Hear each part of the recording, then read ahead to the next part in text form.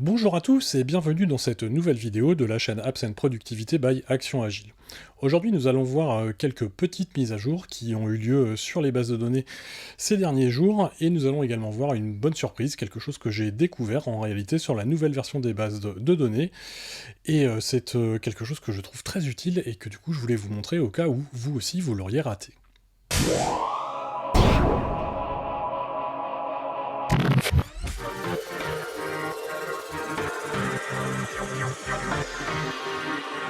Alors avant de commencer, je voudrais remercier tous les abonnés qui se sont inscrits à la newsletter et en particulier ceux qui ont été sur la page qui permet de modifier le contenu éditorial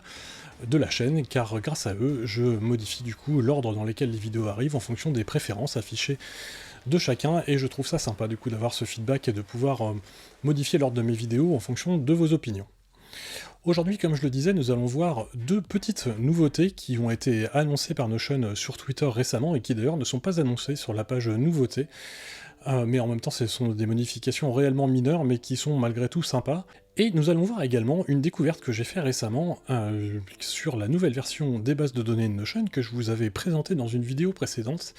Mais il y a en réalité une fonctionnalité nouvelle que je n'avais pas vue, et du coup je me suis dit que potentiellement vous l'aviez raté aussi, et pourtant c'est quelque chose que désormais j'utilise quotidiennement, et que je trouve très pratique, et je ne voulais surtout pas passer à côté, et donc je voulais vous la montrer aujourd'hui. Si le contenu de cette vidéo vous plaît, je vous invite à cliquer sur le pouce bleu juste en dessous, à vous abonner à la chaîne sans oublier de cliquer sur la cloche pour ne pas rater les prochains contenus, mais on passe tout de suite à la démo.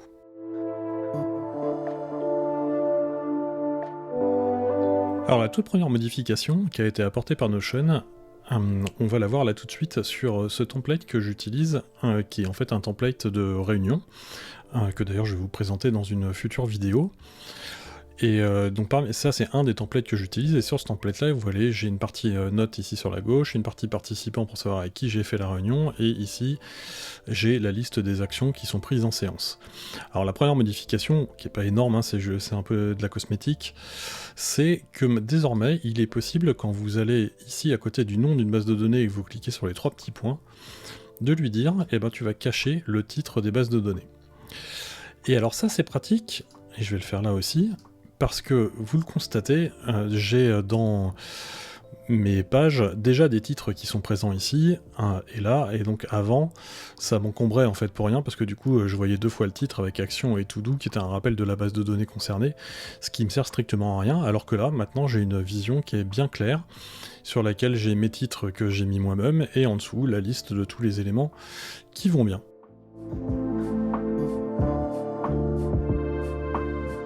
Toujours sur le même template, vous voyez, j'ai rajouté ici une ligne avec un peu de texte, et du texte qui est trop long pour ma colonne libellée. Alors, historiquement, et c'est toujours vrai, vous avez la possibilité, en cliquant sur les trois petits points ici d'une vue, et en allant dans la partie Layout, de lui dire ici que l'on veut afficher le résultat à la ligne tel que c'est fait désormais ici. Et donc ça va le faire pour l'ensemble de toutes les colonnes. Alors la nouveauté en question, c'est que maintenant il est possible, sauf sur la colonne de titre, il est possible ici de lui dire que l'on veut faire le wrap colonne, mais uniquement sur cette propriété. Et donc ce faisant, ce n'est que cette colonne qui retournera à la ligne. Alors je sais pas si c'est très utile, parce que je suis pas sûr d'avoir un cas dans lequel je ne veux wrapper qu'une seule colonne, mais bon, ça peut être malgré tout sympa à utiliser.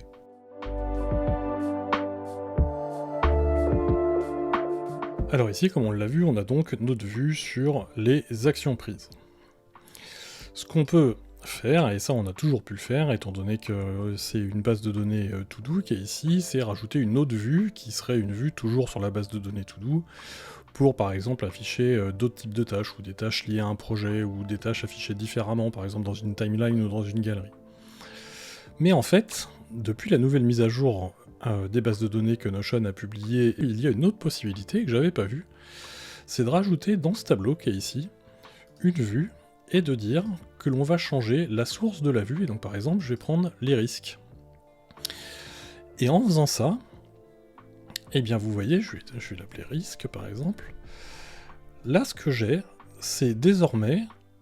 un tableau ici qui est composé avec une vue qui contient des données qui viennent de la base de données risque, comme c'est indiqué ici, et ma vue précédente qui contient une vue avec des données qui viennent de la base de données To-Do. Et je pourrais très bien faire la même chose en rajoutant une autre vue avec mes rendez-vous par exemple.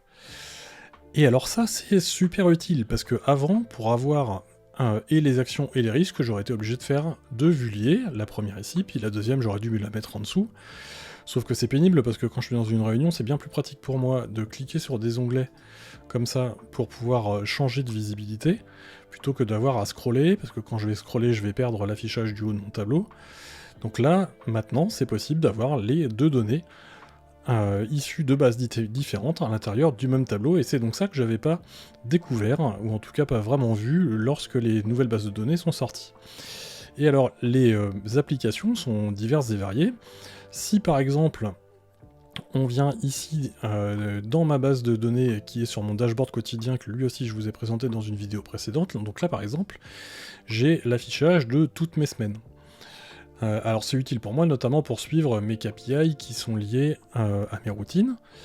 mais à côté de ça, donc vous voyez ça vient de la base de données semaine,